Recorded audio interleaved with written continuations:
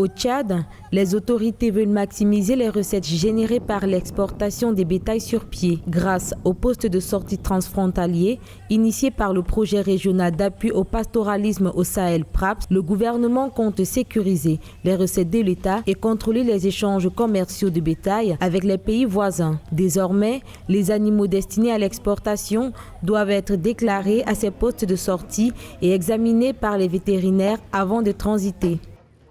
Avec ce poste, il y a un pôle de concentration de l'administration sur place. On va venir, il y a un poste vétérinaire pour faire d'abord consulter le bétail qui traverse pour voir s'ils sont en bonne santé.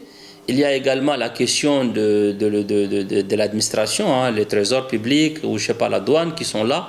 Tout est sur place. C'est comme un guichet unique d'exportation de bétail. On vient, on rentre, on paye tout, on s'acquitte de toutes les obligations qu'il faut de la part de l'État et mettre ces animaux en quarantaine dans un grand parc, les soigner et puis l'exporter.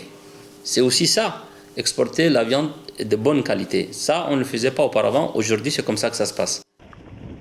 Pour sécuriser la commercialisation et les transits sur pied des bétails, ainsi que garantir la santé des animaux destinés à l'exportation, le gouvernement et ses partenaires à travers PRAPS ont construit une dizaine de marchés modernes et des postes vétérinaires tout au long des corridors jusqu'aux frontières avec les pays voisins. Environ 70 puits d'eau et 60 mares artificielles pour l'abreuvage des animaux ont été construits sur le couloir de transit pour faciliter l'exportation. Pour nous, le fait que le Marshall s'est battu pour qu'il y ait l'existence de ces projets dans le pays, ça prouve combien de fois l'intérêt qu'il porte donc pour le monde rural.